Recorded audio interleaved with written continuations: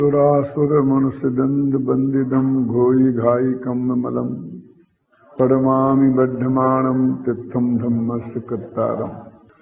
सार परमागम का गे तत्व प्रज्ञापन अधिकार चल रहा है, जिसमें सामान्य गे की बात हुई। अब विशेष गे की चर्चा आरंभ है।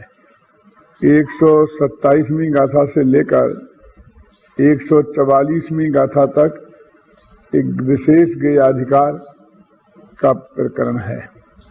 इसकी जो विषय वस्तु है वो अपेक्षाकृत बहुत सामान्य है और उससे थोड़ा भी धर्म में जो रुचि रखते हैं ऐसे जैन दर्शन के जो लोग हैं उनको उसकी सबकी जानकारी है। फिर भी क्योंकि इसमें जीवादिक 6 द्रव्यों का वर्णन है, तो जो पंचास्तिकाय का विषय है, जो द्रव्य संग्रह में पढ़ाया जाता है, छेड़ाला में पढ़ा है, तत्वासूत्र में पढ़ा है, जो और ग्रंथों में हमने पढ़ा है, वही विषय वस्तु प्रकारांतर से इन 16-17 गाथाओं में है। लेकिन जो प्रवचनसार की विशेषता है कि इसको गे पदार्थों को उन्होंने कई भागों में बांटा है। वैसे अन्यत्र जो हम सब लोग पढ़ते हैं तो उसमें मुख्य रूप से 2 भागों में बांटते हैं, जीव और अजीब। वस्तु स्थिति ऐसी है कि द्रव्य तो 6 हैं, जीव, पुद्गल, धर्म, अधर्म, आकाश, काल।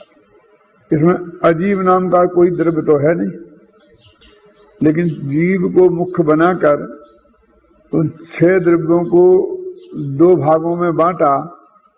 तो एक में रखा जीव और दूसरे में रखा अजीब। तो जीव तो अकेला एक रह गया एक ग्रुप में, और बाकी के जितने 5 हैं वो अजीब के ग्रुप में चले गए। इस तरह से जीव और अजीब 2 प्रकार के द्रव्य हैं। द्रव्य संग्रह का तो मंगलाचरण ने यहाँ से शुरू किया है कि जीवम जीवम दब्बम जनवर सहीर्ण जीर्ण निर्दिष्ठम।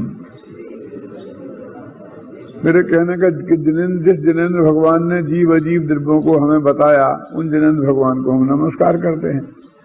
माने जीव अजीब की मुख्यता से ही हर जगह इनका बंटवारा है, और उसके पीछे हेतु ये है कि मैं स्वयं जीव हूं और बहुत से अजीब पदार्थों को मैंने जीव मान रखा है। तो उन अजीब पदार्थों से अपने को भिन्न जानने के लिए इस तरह के 2 भेद किए, भेद विज्ञान की मुख्यता से कि जीव और अजीब, है ना।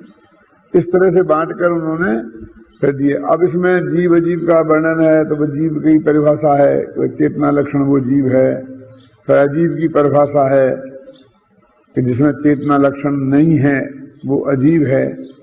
क्योंकि जो अजीब 5 पदार्थ हैं, 5 द्रव्य हैं, पुद्गल, धर्म, अधर्म, आकाश, काल, उनकी तो अलग से परिभाषाएं हैं। लेकिन हमें अजीब की ऐसी परिभाषा चाहिए जो 5 में घटित हो सके, इसलिए वो नेगेटिव बनाई। कैसी कि जिसमें चेतना लक्षण नहीं है। अरे नहीं है की बात क्यों करते हो, है की बात करो ना। जैसे आप कहते हो जिसमें चेतना लक्षण है वो जीव है, जो रूप रसगंध स्पर्श वाला है वो पुद्गल है, जो चलने में निमित्त है वो धर्म द्रव्य है जीव और पुद्गलों को, जो जीव और पुद्गल चलते हुए जीव और पुद्गलों को ठहरने में निमित्त है वो अधर्म द्रव्य है, जो रहने में निमित्त है वो आकाश द्रव्य है, जो परिणमन में निमित्त है 6 द्रव्यों के वो काल द्रव्य है। तो हरेक की परिभाषा तो पॉजिटिव है, तो फिर अजीब की नेगेटिव क्यों कि जिसमें चेतना नहीं है वो अजीब है।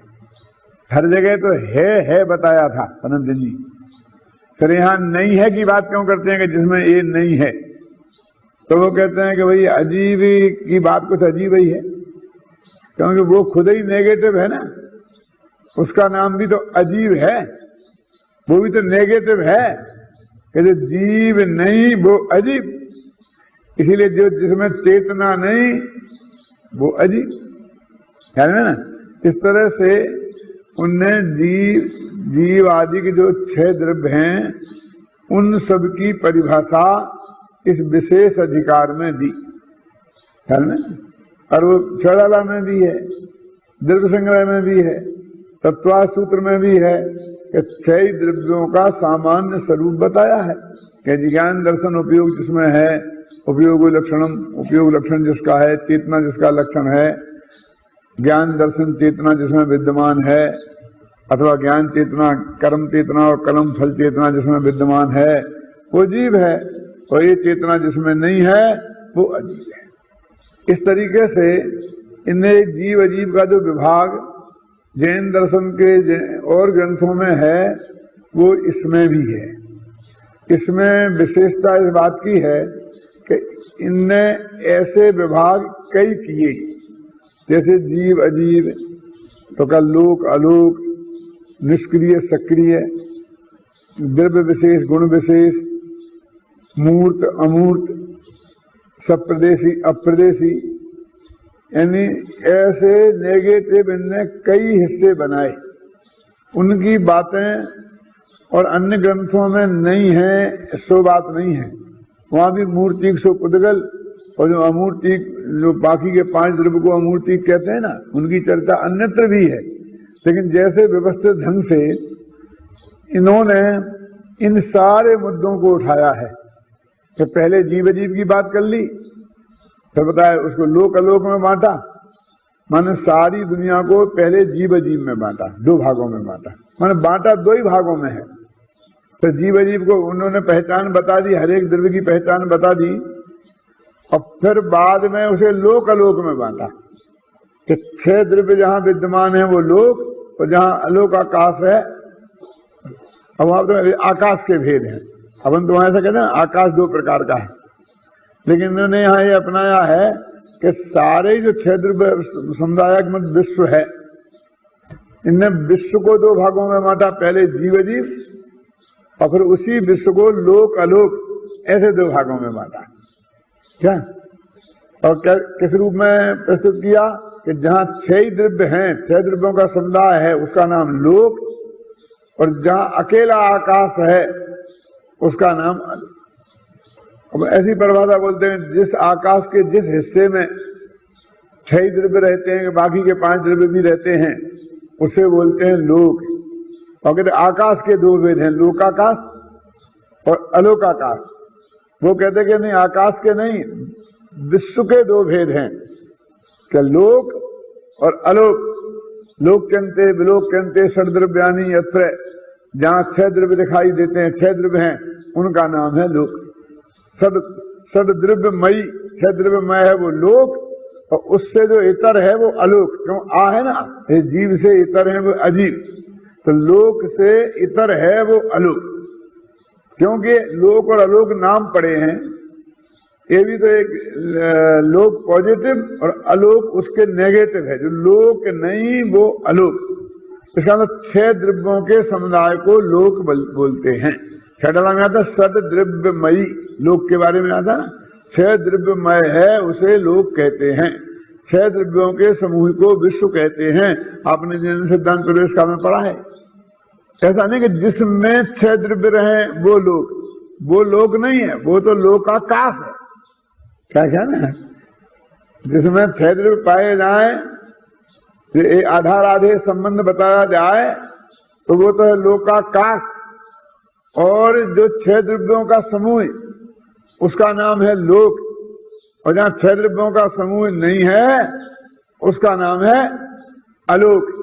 माने अलोक माने अलोकाकाश, माने लोक से भिन्न। ऐसा जैसे जीव से भिन्न वो अजीब, ऐसे लोक से भिन्न वो अलोक। तो लोक अलोक के रूप में बांटा। फिर उन्होंने कहा कि ये सक्रिय निष्क्रिय है ना, ये 2 द्रव्य जो हैं वो सक्रिय हैं। देखो, परिणमन रूप क्रिया तो 6 द्रव्यों में होती है, लेकिन क्षेत्र से क्षेत्रांतर गमन रूप क्रिया, माने काल से कालांतर रूप क्रिया तो 6 द्रव्यों में होती है। समझे ना, जिसे अपन उग्रता सामान्य बोलते हैं। लेकिन ये त्रियक प्रचय क्षेत्र जिसे बोलते हैं, जैसे प्रदेश जिसे हम बोलते हैं, तो एक क्षेत्र से दूसरे क्षेत्र में जाने की क्रिया वो सिर्फ 2 द्रव्यों में होती है, जीव और पुद्गलों में। क्योंकि आकाश अपनी जगह अवस्थित है, आकाश का जो प्रदेश अनादि से जहां है वो अनंत काल तक वहीं रहेगा, 1 इंच भी यहां वहां होने वाला नहीं है। धर्म द्रव्य में भी ऐसा ही है कि लोकाकाश प्रमाण व्याप्त है ना, तो धर्म द्रव्य का जो प्रदेश जहां है वो अनादिकाल से है और अनंत काल तक वहीं रहेगा, इसलिए क्षेत्र से क्षेत्रांतर रूप क्रिया उसमें नहीं होगी। अधर्म द्रव्य की भी यही पोजीशन है। और काल द्रव्य असंख्यात काल द्रव्य हैं और लोकाकाश के एक एक प्रदेश में रत्नों की राशि के समान जमे हुए हैं। रत्नों की राशि क्यों बोलते हैं? तो पुद्गल के जो परमाणु है ना, उसमें स्निग्ध रूक्षत्व नाम के गुण होते हैं। इसकी वजह से वे दो आदि पास पास रहे तो आपस में चैंट जाते हैं और चैंटे हों बिखर जाते हैं। क्या स्निग्धता होगी तो चैंट जाएंगे, रूक्षता होगी तो बिखर जाएंगे। काल द्रव्य भी दो आपस में ऐसे परमाणु जैसे पास पास रहते हैं, लेकिन वे कभी आपस में चैंटेंगे नहीं एक दूसरे से। ख्याल में आए ना? इसलिए जो वो काल द्रव्य है उसमें स्कंद रूप होने की ताकत नहीं है। ये परमाणु में स्कंद रूप होने की ताकत है ना, उसकी मर्यादा एक प्रदेश मात्र की है और वो है। लेकिन जो काल, जैसे कि आकाश द्रव्य है वो तो पूरी दुनिया में छाया है, तो वो जाएगा तो कहां जाएगा? ऐसे धर्म द्रव्य अलोकाकाश में तो जा नहीं सकता है और पूरे लोकाकाश में तो एकदम पूरी तरह से फैला हुआ खचित है, तो हिलेगा तो कहां को हिलेगा? जैसे कि एक ने अपने एक बर्तन में कोई चीज ठसाठस भर दी तो उसे हिलने की गुंजाइश ही नहीं है। आप ले लो कि डिब्बे में बैठे हैं तो हिलते हैं, डुलते हैं, लेटरिन बाथरूम जाते हैं, लेकिन वो ऐसे भर दिए जैसे कि कोई चीज को ठसाठस कि वहां हिलने की गुंजाइश ही नहीं है। तो धर्म द्रव्य को कहां हिलने की गुंजाइश है? धर्म द्रव्य को कहां है? लेकिन काल द्रव्य तो इतना छोटा है कि एक प्रदेश में है और आकाश के प्रदेश तो अनंत है। और मान लो लोकाकाश के बाहर नहीं जाता है तो लोकाकाश में तो आराम से घूमे फिरे। तो वो भी कहते हैं कि आकाश के एक एक प्रदेश में रत्नों की राशि के समान खचित है। तो रत्नों की राशि के कहने वाले, रत्नों की राशि जैसे कि अपन हार में जड़ देते हैं तो एक दूसरे के पास जड़ी हुई तो है, लेकिन एक दूसरे से वो चिपक नहीं गई। क्या एक दूसरे की जगह जाती नहीं है, अपना स्थान छोड़ के दूसरे के स्थान में जाता नहीं है और दूसरों के स्थान का अपने में आता नहीं है। रत्नों की राशि का उदाहरण देकर के वो ये कहना चाहते हैं कि उनमें स्कंद होने की शक्ति नहीं है। ये बात इसमें कही है, प्रवचन सार में है, दूसरी जगह ये बात नहीं मिलेगी। लेकिन वो भी क्योंकि क्षेत्र से क्षेत्रांतर नहीं जाते, जो काल द्रव्य जिसे हम कालाणु बोलते हैं, अणु बोलने में ऐसा लगता है जैसे वो बहुत बड़ा महान है, उसका एक छोटा सा हिस्सा, लेकिन वो तो परिपूर्ण द्रव्य है, इसलिए वो अंश नहीं है किसी का।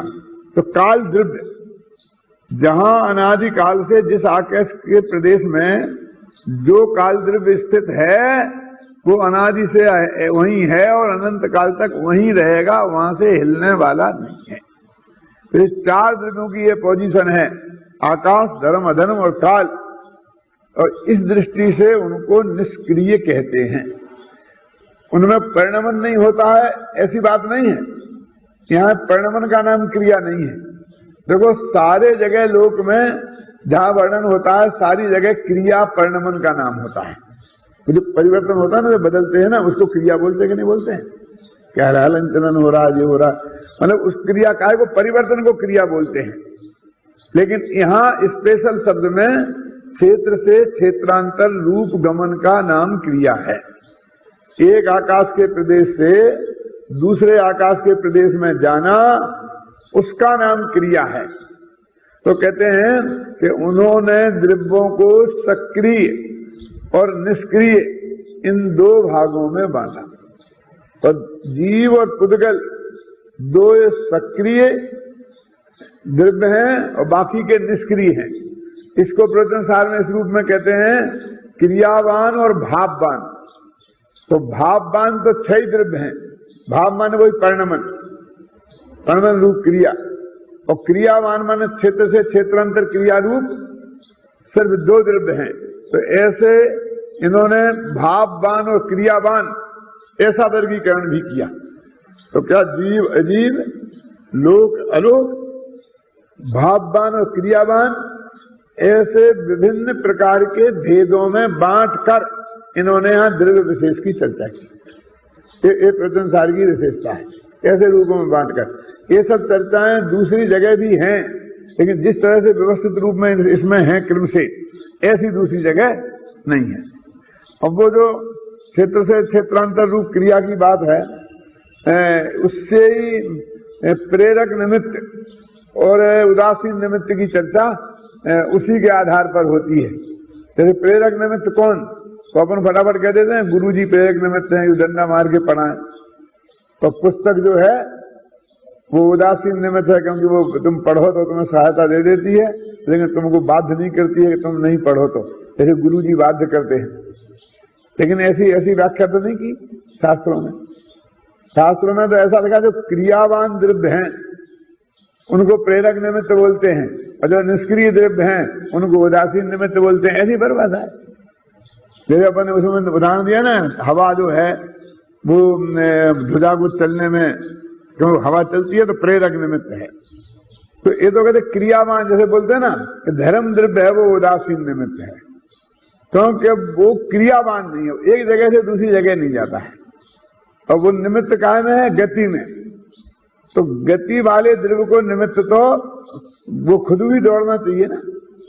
जैसे कि बैल हैं, वो गाड़ी को ले जाते हैं, तो गाड़ी को कहीं से कहीं दूसरी जगह, एक क्षेत्र से दूसरे क्षेत्र में ले जाते हैं ना, तो साथ में खुद भी एक क्षेत्र से दूसरे क्षेत्र में जाते हैं। ऐसा होता है कि नहीं होता? लेकिन धर्म द्रव्य है वो खुद नहीं जाता है, वो वहीं का वहीं है, वो दूसरे को गति करने में निमित्त है, देखो, और खुद गति नहीं करता है।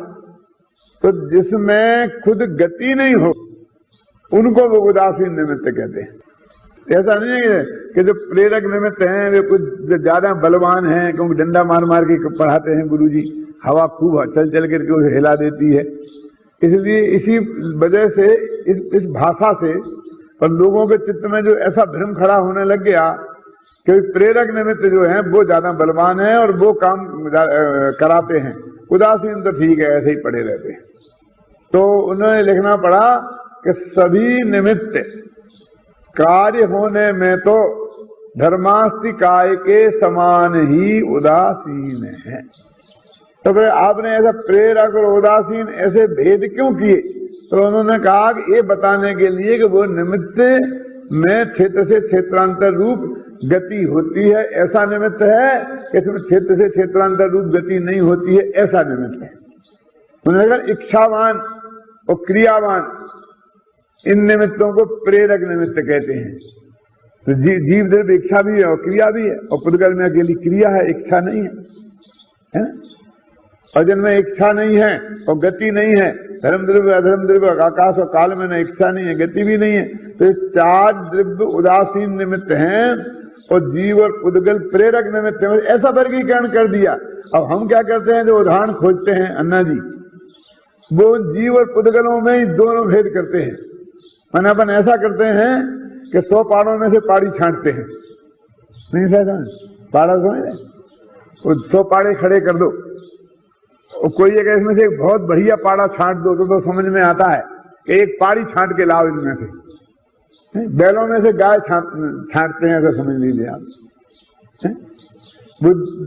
जो जीव और पुद्गल जो क्रियावान द्रव्य हैं, वे दोनों ही क्रियावान होने से प्रेरक है ना। अब उनमें से ही हमने हवा को प्रेरक निमित्त कह दिया, वो जीव और पुद्गल दोनों की मिली हुई है ना हवा, उसको प्रेरक कह दिया, और एक को मान लो कि खंबे को उदासीन कह दिया। जिस डंडे में वो लगी है उस डंडे को उदासीन कह दिया, तो डंडा भी पुद्गल है। ये तो सिर्फ ये बताने के लिए किया था, और हमने उसमें से निमित्त की बलवत्ता खोजनी शुरू की। तो इस तरह से क्रियावान और भावमान इस तरह के भेद भी किए हैं। फिर मूर्तिक और अमूर्तिक ऐसे भेद किए। तो जो मूर्ति कहते ही पुद्गल की प्रमुखता हो गई, तो पुद्गल मूर्ति स्पर्श रस गंध वर्ण बनता पुद्गला, अथवा रूपिणा पुद्गला, जिसमें स्पर्श रस गंध वर्ण पाए जाएं, जो रूपी हो उसे वो मूर्त कहलाता है। अब मूर्त की परिभाषा इसमें बहुत अच्छी दी है। देखो ये जो अपन ने इतना पढ़ा है, ये सब जो गाथाएं हैं इन्हीं का भाव अपन ने बता दिया है अभी। इसलिए अपन देखो पेज नंबर 269 और 131वीं गाथा। ये जो गाथाएं छोड़ी हैं उनका सबका अर्थ मैंने आपको बता दिया है। मुत्ता इंद्रिय गेझा पोगल दब्बगा अनेक विधा,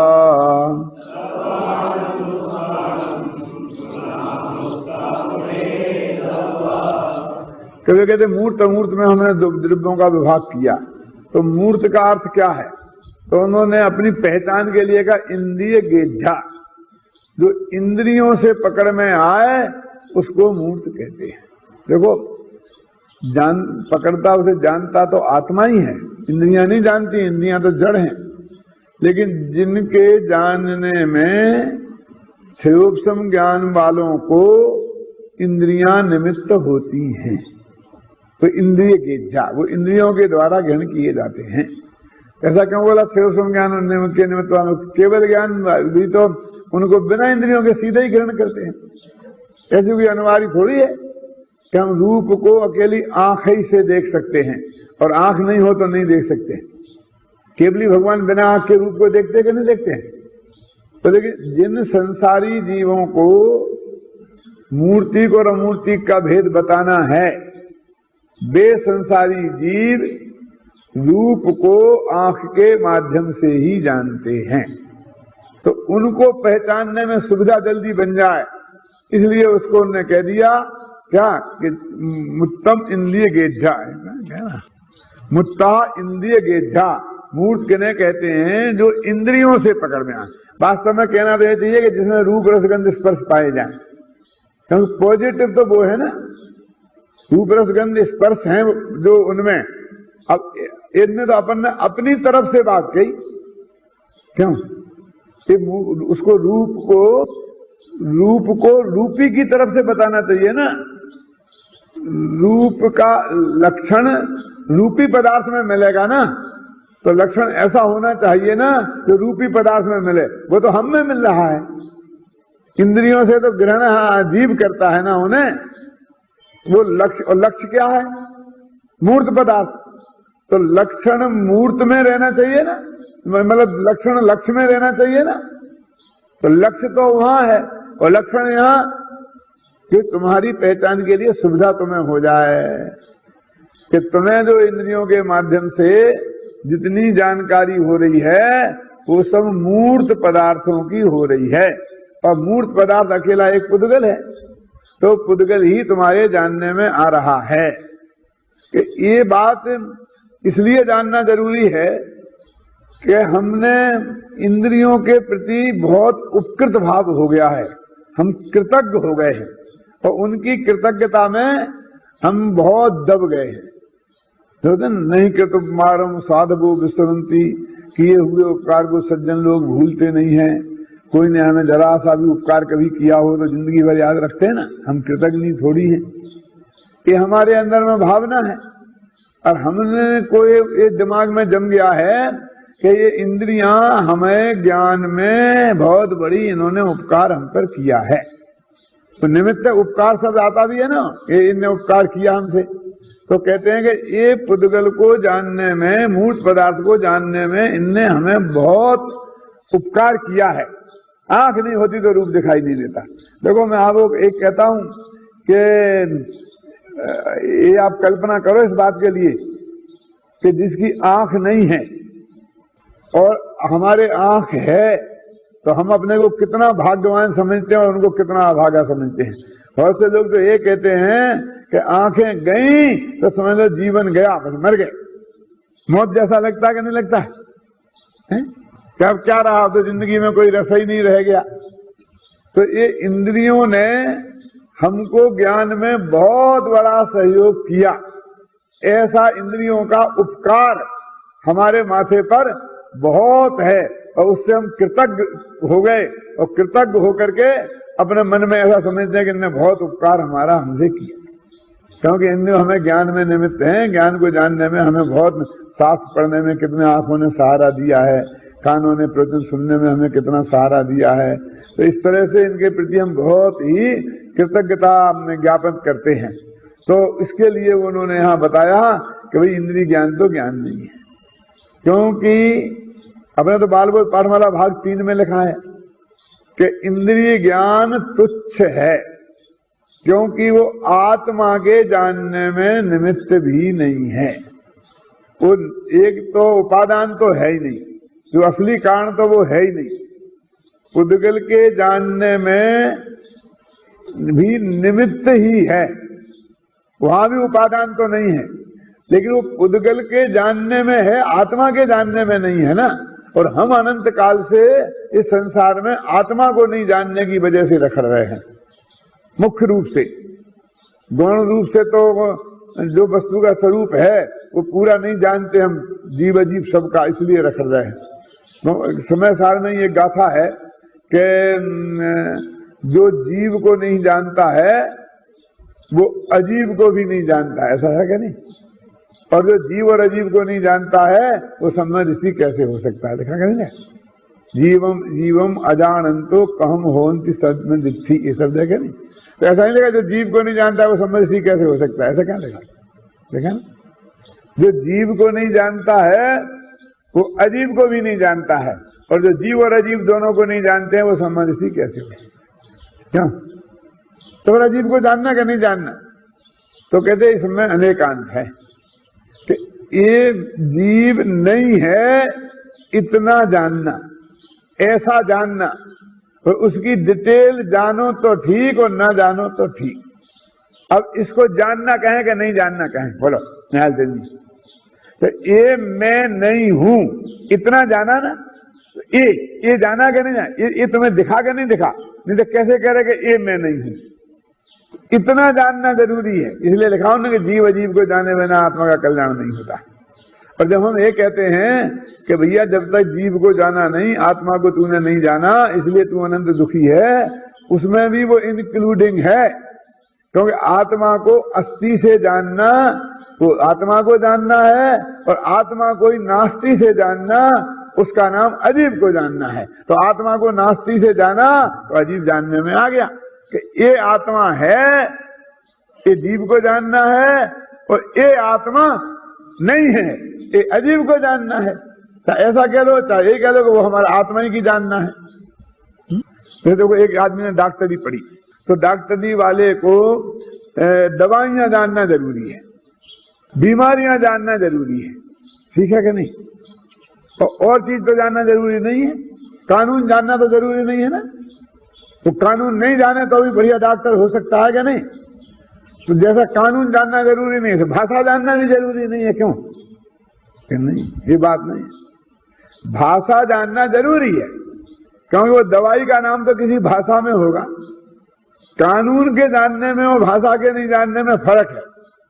भाषा का डिटेल भले ही नहीं जाने, लेकिन वो दवाइयां किसी न किसी भाषा में लिखी होंगी, होगी कि नहीं होगी? मरीज से किसी न किसी भाषा में बात करनी पड़ेगी, है ना? ये मैं लंदन में था, ये भगवान जी भाई कतरा भाई है ना, आते ना उनका, तो उनका एक पोता था, पोते की शादी एक आंख की डॉक्टर लड़की से हुई, जो आंख की डॉक्टर, और वो दूसरे देश में, यूरोपियन देश है, वहां जाकर उन्होंने अपना बिजनेस शुरू किया, तो वो वहां आंख की प्रैक्टिस नहीं कर सकती डॉक्टर होने पर भी। क्यों? कि वहां लोकल भाषा नहीं जानती थी वो। तो वहां की गवर्नमेंट ने कहा कि हम तुमको नौकरी तब देंगे जब लोकल भाषा सीखो, उसका सर्टिफिकेट हो। तो मैं आंख की डॉक्टर हूं, फर्स्ट क्लास फर्स्ट हूं, तुम्हारी लोकल भाषा से क्या मतलब? यानी गुजराती नहीं जानता तो मुझे आंख का डॉक्टर होने पर नौकरी नहीं मिले, ये भी बात हुई? क्यों? ऐसा हुआ ना। तो उन्होंने कहा कि जो मरीज आते हैं वे गुजराती के अलावा कुछ जानते नहीं ना, दिक्कत तो है। जहां हम तुम्हारे गांव में नियुक्ति करी, वो सब महिलाएं और पुरुष आते हैं, वो उसी भाषा में बात करते हैं, दूसरी भाषा वो जानते नहीं है, तो उन मरीजों से कांटेक्ट तुम कैसे करो? अंग्रेजी जानना मान लो इसलिए जरूरी है कि दवाइयों की किताबें, दवाइयों के नाम अंग्रेजी में है, और वह लोकल भाषा जानना इसलिए जरूरी है कि मरीज तो लोकल भाषा से बात करेंगे कि नहीं करेंगे। अब मोटे तौर से तो यही कहेंगे कि डॉक्टर को तो बीमारियों का ज्ञान होना चाहिए और दवाइयों का ज्ञान होना चाहिए, और चीजों का ज्ञान हो तो ठीक और ना हो तो ठीक, लेकिन और चीजों के ज्ञान में कानून का ज्ञान हो तो ठीक और ना हो तो ठीक, बिल्कुल भी नहीं हो तो चलेगा। समझ गए ना आपके में ना? लेकिन वो भाषा का ज्ञान चाहिए कि नहीं चाहिए? ऐसे ही जीव को एक कॉमन कथन है, कौन सा, कि आत्मा को कल्याण करना है तो आत्मा को जानो इतना ही पर्याप्त है कि नहीं? आत्मा को, पुद्गल को जानना की जरूरत तो नहीं है, नहीं जरूरत नहीं है। देह से भिन्न भगवान आत्मा है जानना जरूरी है कि नहीं? राग से भिन्न भगवान आत्मा जानना है जरूरी है कि नहीं? तो राग को जानना तो आसत तत्व को जानना, देह को जानना तो अजीब तत्व को जानना, बोलो ठीक है कि नहीं? अच्छा मैं आपसे दूसरी बात कहता हूं, भाषा को जानना जरूरी है कि नहीं आत्मा के कल्याण के लिए? ये आप तो उलझा रहे फिर हमको पंडित बनाने के चक्कर में। ऐसा नहीं, मैं आपसे एक बात पूछता हूं कि देशना लब्धि के बिना सम्मा दर्शन होगा? नहीं, अनिवार्य है ना शास्त्र में, 5 लब्धियों में देशना लब्धि अनिवार्य है कि नहीं? तो देशना लब्धि किसी भाषा में होगी कि नहीं होगी? बोला गुरुजी हमें समझाएंगे तो किसी न किसी, हिंदी में, संस्कृत में, गुजराती में, किसी में भी समझाएं, लेकिन आत्मा को जो गुरु समझाएंगे, चाहे हम पढ़ के शास्त्र में पढ़ेंगे तो वो लिखा तो किसी भाषा में होगा, बोलेगा तो कोई भाषा में, चाहे वो साक्षरी हो चाहे वो निरक्षरी हो, चाहे वो शेर को समझाया हो मुनिराजों ने, तो भी शास्त्र में लिखा के उससे मुनिराजों ने कहा कि हे मृगराज और तू तो ऐसा है महावीर होने वाला, जो कुछ भी उपदेश दिया वो किसी न किसी भाषा में दिया ना। किसी को अचानक इशारों में हो जाए वो भी समझाया तो वो एक भाषा ही है वास्तव में। इशारे भी भाषा है ना, गूंगों की, गूंगों बहरों की भाषा होती क्या नहीं? वो ऐसे ऐसे ऐसे ऐसे करते ना गूंगे बहरे लोग, उनकी भी भाषा होती है क्या नहीं? तो मेरे कहने का मतलब आत्मा के कल्याण के लिए अकेले आत्मा का ज्ञान जरूरी है कि भाषा का भी जरूरी है? बोला तो हमने लिखा अकेला आत्मा जानो और कुछ नहीं जानो, वो सही लिखा, वो मुख्य रूप से बात है। जब गौण से बारीकी में जाएंगे तो वो सब धीरे धीरे ये सब बातें भी आ जाएंगी। क्यों? तो साहब हमारी बारात आएगी तो आपको और स्वागत बढ़िया होना चाहिए, कम से कम 5 प्रकार की मिठाइयां बनना चाहिए, भोजन में 5 प्रकार की मिठाइयां बनना चाहिए कि साहब और भी जो कुछ बता दो, जो जो आप कहो वो बनना चाहिए, वो सब हम बनाएंगे, हमें कोई कमी नहीं है, बस आप हमको मार्गदर्शन चाहिए कि नहीं बस 5 मिठाइयां बना देना तो और कोई बात नहीं, 5 मिठाइयां 5 से कम नहीं होना। क्यों? कि ठीक है, हमारे यहाँ पे 55 57 ऐसे चलता था, तो 5 मिठाइयां बना दी, पानी नहीं रखा क्योंकि आपने मिठाई में कहा था पानी तो है नहीं, क्यों? पूरी नहीं रखी और सब्जी नहीं रखी, क्यों साहब क्या होगा? कि आपसे हमने 6 दफे पूछा था कि और जो जो रखना है वो सब बता दो, पान नहीं रखा, सुपारी नहीं रखी, इलायची नहीं रखी, लौंग नहीं रखी, क्यों? क्योंकि आपने कहा था, जो हमने आपसे सब पूछा था, आपने बार बार कह दिया था, ऐसे आपने बार बार कह दिया था, आत्मा को जानो तुम्हारा कल्याण हो जाएगा, आत्मा को जानो तुम्हारा कल्याण हो जाएगा। और अब तुमने हमारे लिए तत्वासूत्र रख दिया, समय साथ रख दिया, भोजन सुनना अनिवार्य कर दिया, सिद्धांत कॉमेडी रख दी, परिचामक रख दिया, ये चक्कर नहीं चलेगा। क्यों? क्या है कि अभी भी ये कहेंगे कि आत्मा का कल्याण करने के लिए आत्मा को जानना जरूरी है, और कुछ नहीं जानो, जानो तो ठीक और ना जानो तो ठीक। लेकिन जब समझाने बैठेंगे, ख्याल में है ना, है तो एकदम धड़ाधड़ संस्कृत में बोलने लग गए, तो वो मेढे की भांति आंखें फाड़ फाड़ के देखेंगे, क्यों? कि ये क्या बोल रहे हैं, ये क्या बोल रहे हैं, ये क्या बोल रहे हैं, ये समझ में नहीं आता। तो फिर या बेई गुरुजी मिलेश भाषा को जानने वाले या कोई दूसरे, उनको समझाना पड़ेगा कि नहीं समझाना पड़ेगा उसकी भाषा में? तो इसलिए कहते हैं कि उन्होंने उसको मूर्त और अमूर्त के भेद में डाला। तो इन 6 द्रव्यों का बंटवारा कैसे किया? जीव और अजीव में किया, लोक और अलोक में किया, क्रियावान और भाववान में किया, और काय में किया? मूर्त और अमूर्त में किया। ऐसे जो लोक के जो 6 द्रव्य हैं, उन सारे द्रव्यों को उन्होंने मूर्त और अमूर्त में भी बांटा, और उन्होंने कहा मूर्त क्या है? क्यों? तो इंद्रिय गेज्झा, जो इंद्रियों के द्वारा ग्रहण किए जाएं वो मूर्त हैं। ख्याल में है ना? मूर्त कौन है? कि जो इंद्रियों के द्वारा ग्रहण किए जाएं वो मूर्त हैं। उन्होंने एक परिभाषा बनाई।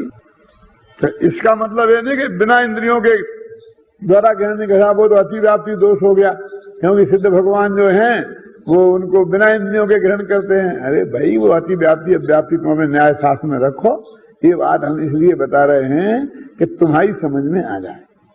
कि जो तुम्हें इन चक्षु आदि इंद्रियों से दिखाई दे रहा है वो सब पुद्गल है, वो आत्मा नहीं, वो तू नहीं, वो मैं नहीं। तो क्या मुत्ता इंद्रिय गेज्जा पुद्गल डब्बा प्रकार की विधा, जो इंद्रियों के द्वारा ग्राही मूर्त पदार्थ है वो पुद्गल द्रव्य है और वो अनेक विधा, वो अनेक प्रकार का है। देखो अब अनेक प्रकार का है और इसमें फिर आगे बड़ी बड़ी बहस की है। ये लंबी लंबी टीका है ना संस्कृत में, इसमें मालूम क्या बहस की है कि तुम कहते हो इंद्रिय गेज जो है, तो एक तो मैंने बोला शुद्ध भगवान बिना इंद्रिय के ग्रहण करते हैं, और वो कहते परमाणु है वो इंद्रियों के द्वारा पकड़ में नहीं आता, तो वो पुद्गल नहीं होगा। जो स्कंद है वो पुद्गल में होगा, वो पकड़ में आता है, परमाणु नहीं आता। परमाणु बहुत सूक्ष्म है तो अपनी चक्षु इंद्रिय से पकड़ में नहीं आता। ये सब बहस की है। तो उन्होंने कहा कि भाई वो तो सूक्ष्मता से हमारे नहीं आता होगा पकड़ में, लेकिन वही परमाणु जब अनेक परमाणु मिलके स्कंद बन जाते हैं तो वो हमारे पकड़ में आते हैं। इसका मतलब उस परमाणु में भी वो चीज विद्यमान है जो इंद्रिय के द्वारा पकड़ी जा सकती है। वो तो हमारी इंद्रिय विशेष का डिफेक्ट है, क्या वो उतनी छोटी चीज को नहीं देख सकता। आंखें सुई का छेद आंख से देखने में आता है, अब कोई क्या मुझे तो नहीं दिखता है, तो तेरे हिसाब से ऐसा माना जाएगा कि सुई का छेद आंख से देखने में नहीं आता है, तू चश्मा लगवा ले, तो क्या करें। तो वो कहते हैं ऐसी सब बहस की है कि भले ही वो बहुत से पुद्गल हवा का पुद्गल है, वो चक्षु इंद्रिय से देखने में नहीं आता, रूप तो उसमें है ना, हवा में रूप है लेकिन चक्षु इंद्रिय से देखने में नहीं आता। तो इसलिए आप एक कैसे कहते हो कि सारा पुद्गल है वो इंद्रियों के द्वारा ग्रहण होता है। तो वो सारी बहस करके उन्होंने ये बात सिद्ध की है कि नहीं नहीं, उसमें वो बात है कि इंद्रियों के द्वारा वो ग्रहण करने में आता है, वो सब पुद्गल है। इस तरह से इसमें इसकी चर्चा करने के बाद में और भी कई तरीके से शब्द है, तो उन्होंने कहा शब्द है तो वो गुण है कि पर्याय है, क्योंकि रूप भी गुण है ना जो चक्षुंद्रिय से, स्पर्श गुण है, स्पर्श इंद्रिय के द्वारा पकड़ा जाता है।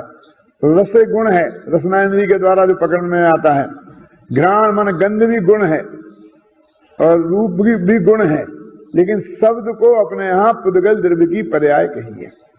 और दूसरे धर्म वाले उसे आकाश का गुण कहते हैं। वैसे से पुद्गल द्रव्य जो शब्दों को आकाश का गुण कहते हैं। आज के वैज्ञानिक भी बहुत ऐसी बातें करते हैं कि वो आकाश में ऐसी ताकत है आकाश में, जो कुछ भी होगा। तो यहाँ ये सिद्ध किया है कि नहीं, तो उन्होंने कहा पुद्गल के उसे गुण क्यों नहीं कहते, जब ये सब गुण है तो उसे गुण क्यों नहीं कहा। तो उनका गुण तो त्रिकाली होते हैं, कादाचित के नहीं होते हैं, कभी हो और कभी नहीं हो। और ये जो शब्द हैं ये कादाचित के हैं, कभी होते हो कभी नहीं होते। जो अपन ने बोला तो अभी आवाज है और थोड़ी देर बाद में ठंडी हो जाएगी। पर्याय का लक्षण है कादाचित के, यानी कभी होना और कभी नहीं होना, ये पर्याय का लक्षण है। और सदा होना एक गुण का लक्षण है। तो इसमें गुण का लक्षण नहीं पाया जाता, इसलिए तो ये पर्याय है। फिर वो कहते हैं कि इसमें तो हमको कोई रूप रसगंध स्पर्श देखने में आता नहीं है। तो यदि हम कहें कि रूप रसगंध स्पर्श यदि इसमें है तो हम इसे पकड़ लें, तो वो कहते हैं कि ये कर्ण इंद्रिय के द्वारा गोचर है, कर्ण इंद्रिय से पकड़ने में आता है, इसलिए इंद्रिय गेज्झा ये परिभाषा इसमें सही हो जाती है। क्या इंद्रिय गेज्झा इंद्रियों के द्वारा ग्रहण करने में आता है, इसलिए ये पुद्गल है, इसलिए ये मूर्तिक है। तो मूर्तिक की परिभाषा है कि इंद्रिय गेज्झा जो इंद्रियों के द्वारा ग्रहण करने में आए। ये तो मैं आपको सामान्य बातें बता रहा हूँ, ये बहुत सी बातें आप लोग सब जानते हैं, लेकिन अब ये तो वे भी जानते थे। कौन? कुंदकुंदाचार्य जी, क्योंकि वो तो बार बार मुनियों को संबोधित करते हैं। तो उनके मुनि जो शिष्य हैं वो सामान्य से क्षत्रियों का स्वरूप नहीं जानते होंगे ना, जानते होंगे। फिर भी वो कहते हैं कि मुझको यदि व्यवस्थित ढंग से किसी वस्तु का प्रतिपादन करना है तो उसमें जो सरल बातें हैं वे भी कहनी पड़ेंगी और कठिन है वे भी कहनी पड़ेंगी, तब तो उसका वो सर्वांग विवेचन होगा। मैं सरल सरल कह दूं और कठिन छोड़ दूं तो भी अधूरा रह जाएगा, जो कठिन कठिन कह दूं और सरल छोड़ दूं तो भी अधूरा रह जाएगा। मैं द्रव्य सामान का वर्णन करूं तो उत्पाद व ध्रुव बताऊं, मैं अष्टादश स्वरूपास्तित्व बताऊं और उसकी बारीकियों में जाऊं और क्या उसकी अपेक्षा ये द्रव्य क्षय होते हैं, पुरुषकल धर्म अधर्म आकाश काल, ये तो हमने पालभूत पाठमाला भाग 2 में ही पढ़ लिए थे, क्यों? और अब प्रवचनसार पढ़ रहे हैं और शास्त्री होने के बाद, और अब हमने तो वही बालभूत भाग 2 पढ़ा रहे हैं, क्यों? ऐसा लग सकता है क्या नहीं? और यही बात देखो, एक गे तत्व प्रज्ञापन में ये बालभूत पाठमाल वाला 2 का विषय भी है और कठिन से कठिन विषय भी है, क्योंकि दोनों विषय जानना अनिवार्य है ना। इसलिए जब वर्णन करने हम बैठे हैं तो भले ही संक्षेप में करेंगे, लेकिन वर्णन तो करेंगे, दोनों प्रकार का वर्णन तो किया ही जाएगा ना। इस तरह से क्या हम आपको बहुत से बहुत तत्व की आत्मा की गहरी बात बताना चाहते हैं, तो भी हमको यहां से ही तो शुरू करना पड़ेगा कि देह देवल में विराजमान है पर देह से भिन्न है। तो देह से भिन्नता तो स्थूल बात है और केवल ज्ञान से सूक्ष्म है, लेकिन शुरू तो यहीं से करना पड़ेगा कि देह से भिन्न है, देह देवल में रहता है पर देह से भिन्न है, राग जिसमें है किंतु राग से भिन्न है। क्यों? तो हम सारी लाइन में सब कह दें कि देह देवल में रहे पर देह से जो भिन्न है, राग जिसमें किंतु जो उस राग से भी अन्य है, गुण भेद से भी भिन्न है, पर्याय से भी पार है। तो एक क्रम से तो कहना पड़ेगा ना, तो हम कम से कम में कहें, लेकिन ये तो स्थूल ऐसा कह के छोड़ तो नहीं सकते हैं ना। और पहले यदि ऐसा शुरू करें कि केवल ज्ञान से भिन्न है, फिर राग से भिन्न है, फिर देह से भिन्न है, फिर स्त्री पुत्रादिक से भिन्न है, तो क्या हो जाएगा? काव्य की भाषा में इसे क्रमभंग नामक दोष कहते हैं, मालूम? और इसके लिए जो अपने बिहारी कवि, बहुत बड़ा कवि माना जाता है, नाम तो सुना होगा ना, जिसकी सतसई है, एक किताब लिखी उसने बिहारी सतसई, जिसके बारे में कहा जाता है सतसैया के दोहरे ज्यों नावक के तीर, देखत में छोटे लगे घाव करें गंभीर। उन्हीं के जमाने में एक देव नाम का कवि हुआ, बिहारी और देव, तो इनकी तुलना की गई, तो तुलना में सैकड़ों किताबें लिखी गई, 500-500 पेज की, बिहारी बढ़ा के देव।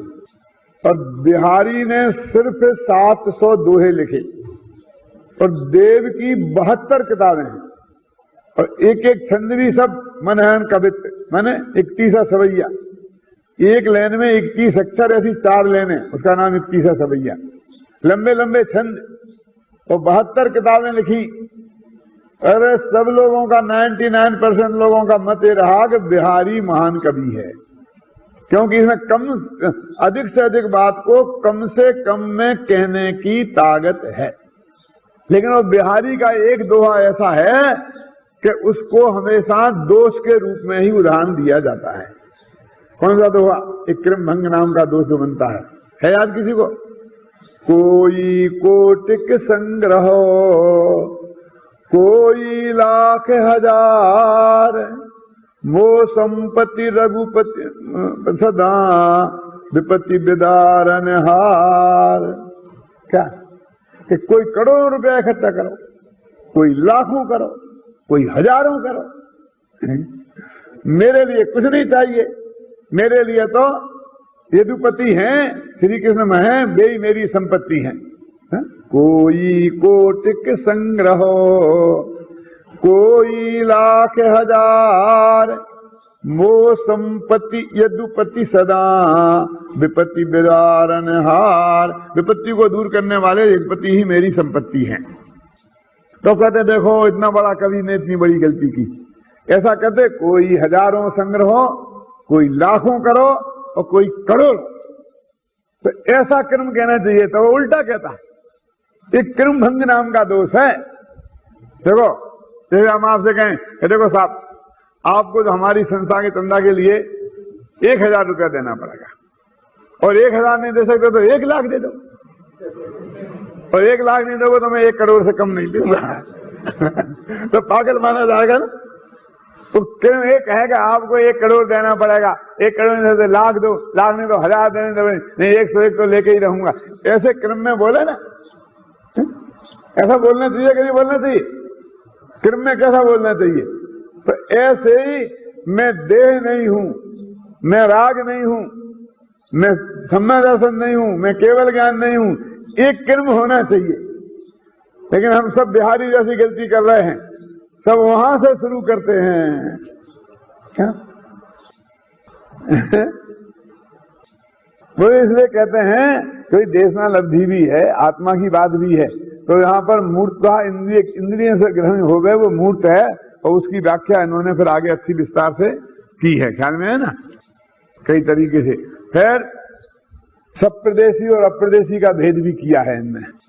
अब सप्रदेशी माने किस द्रव्य के कितने प्रदेश हैं, है ना, तो और उसको बोलते हैं नाड़ो, अणु के द्वितीयाधिक प्रदेश नहीं है, तो इसलिए उसको अप्रदेशी भी कहते हैं। तो ऐसा बोलते हैं काल द्रव्य एक प्रदेशी है, आकाश द्रव्य अनंत प्रदेशी है, जीव द्रव्य असंख्यात प्रदेशी है, धर्म द्रव्य असंख्यात प्रदेशी है, अधर्म द्रव्य असंख्यात प्रदेशी है ना। और पुद्गल केवल एक प्रदेशी है, और संख्यात प्रदेशी भी है, और असंख्यात प्रदेशी भी है, और अनंत प्रदेशी भी है, कि निश्चय से एक प्रदेशी है। और व्यवहार से स्कंद की अपेक्षा संख्यात असंख्यात और अनंत प्रदेशी भी है। तो ये सारी चर्चा किस द्रव्य के कितने प्रदेश हैं, वो सारी चर्चा ये इसमें प्रदेशी और अप्रदेशी इसका जो भेद किया है ना, उसमें इन्होंने ये चर्चा की है। ये 17 गाथाओं में इतनी विषय वस्तु जो मैंने अब आपको गिना दी, कहां से शुरू की थी, जीव और अजीब, और जीव अजीब में फिर 6 द्रव्य के नाम बताए। ये 5 अजीब द्रव्य हैं, पुद्गल किसे कहते हैं, धर्म द्रव्य किसे कहते हैं, अधर्म द्रव्य किसे कहते हैं, उनकी परिभाषाएं है ना, कि जीव पुद्गल को चलने में निमित्त, ठहरने में निमित्त, आकाश अवगाहन में निमित्त, काल वर्तना में निमित्त, उनकी परिभाषा जीव अजीब के भेद में की। फिर उन्होंने उनको भेद क्या किया, बताया था ना कितने, फिर लोक अलोक के भेद किए, तो उनको समझाया। फिर निष्क्रिय और क्रियावान मतलब भाववान और क्रियावान का भेद किया, फिर गुण विशेष द्रव्य विशेष का भेद किया, फिर मूर्त अमूर्त का भेद किया, फिर सप्रदेशी अप्रदेशी का भेद किया। तो समझ लो इतने चीजों में बांट कर और इन द्रव्य विशेष की चर्चा की। वास्तव में द्रव्य विशेष की चर्चा में वो सामान्य जानकारियां हैं जो अपन यहाँ बैठने वाले लोग हैं, उसमें 90% वो सारी जानकारियां जानते हैं। इसलिए अब मैं इसके बारे में ज्यादा चर्चा नहीं करूंगा। क्या ये द्रव्य विशेष अधिकार में एक ही दिन में समाप्त कर रहा हूं, और कल से ज्ञान गे विभागाधिकार, कहां से 245 है ना, क्या 145 गाथा से क्या चलेगा, ज्ञान गे विभागाधिकार है ना, 300 पेज नंबर 300। अतएवं गेय मुक्त्वा ज्ञान गे विभागेन आत्मानं निश्चयन आत्मनो अत्यंत विभक्तत्वाय व्यवहार जीवत्व हेतु आलोच्यति। अब गे तत्व को कहकर मतलब गे तत्व का उनने यहां बात खत्म कर दी। वास्तव में देखा, गे तत्व मुक्त्वा यानी गे तत्व के बारे में जो कहना था वो हमने कह दिया। ज्ञान तत्व के बारे में कह दिया पहले अधिकार में, और इस अधिकार में कह दिया गे तत्व के बारे में। अब ये गे और ज्ञान में क्या फर्क है और उनके बीच में सीमा रेखा क्या है, इसकी चर्चा हम करेंगे। तो वास्तव में ये अधिकार इस दोनों के संदर्भ में है ना, इसलिए अलग होना चाहिए। लेकिन यहाँ गे तत्व में ही उन्होंने उसे गे तत्व महाधिकार में ही शामिल कर लिया, क्योंकि ये दोनों को कवर करता है। ये ज्ञान तत्व अधिकार को भी कवर करता है और गे तत्व को भी कवर करता है। और दोनों में क्या अंतर है, क्योंकि मैं ज्ञान तत्व हूं और मैं गे तत्व भी हूं, जानने लायक भी हूं। उसे आया था ना कल कि मैं इस गे तत्व में भी आत्मा की बात करते हो, जानने वाले आत्मा की बात करते हो, तो ज्ञान तत्व में भी जानने वाले आत्मा की बात करते हो। तो तुम दोनों जगह एक ही आत्मा को क्यों घुसेड़ देते हो कि नहीं एक ही नहीं है। वो वहां पर जानने वाला के रूप में वर्णन है और यहाँ वही आत्मा जानने में आने वाले के रूप में उपस्थित हुआ है। तो उसे जानने वाला क्यों कहते हो, क्योंकि वो जानने वाला है। वो जानने वाला है, हमें ऐसा जानना है, इसलिए वो गे है। वो जानने वाला है, इस रूप में गे है, और पुद्गल नहीं जानने वाला है, इस रूप में गे है। तो इस रूप में यहाँ वो उपस्थित हुआ है। ख्याल में है ना। जैसे एक आदमी है, एक अपने शादी का कारण आया, उस शादी के कारण में लड़के वाले की तरफ आया, लड़की वाले की तरफ से, दोनों ही अपने यहाँ से रिश्तेदारी थी। कहीं कोई ना कोई यहाँ से कुछ लगते थे, वहां से कुछ लगते थे। तो वो जब उधर से आए तो क्या आप कौन है? तब मैं लड़के का मामा हूं। क्यों? तो उधर घुस गए दूसरी पार्टी में कि तुम कौन हो? कि मैं लड़की का दादा हूं। कहीं ना कहीं कुछ ना कुछ तो निकलता है ना कहीं से। तो मैं यहां दूसरी हैसियत से आया हूं इस तरफ, और उस तरफ में दूसरी हैसियत से आया हूं। समझ लीजिए दो बहनों की शादी दो भाइयों से हुई, तो पहले की तो बड़े भाई की हो जाएगी ना। तो बड़े भाई अपने छोटे भाई की बारात लेके जाएगा ना, तो छोटे भाई की बारात में गया और उधर से शामिल हो गया। तो क्यों? कि मैं अपनी साली की शादी में आया हूं। हो सकता है ना। तो दोनों पार्टियों में खड़ा है, तो दो हैसियत से खड़ा है।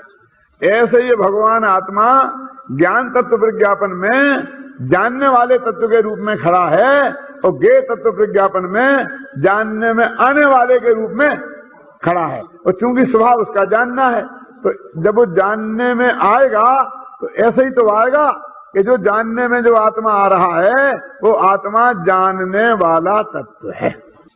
जानने वाला तत्व है, इसी रूप में तो आत्मा उसे जानेगा, क्योंकि उसमें जानने का जो गुण है इस रूप में जानता है। तो इस तरह से ज्ञान तत्व और ज्ञेय तत्वों को उक्त्वा माने कहकर अब इन दोनों के अंदर में भेद विज्ञान करने की मुख्यता से सारा कथन चालू होगा।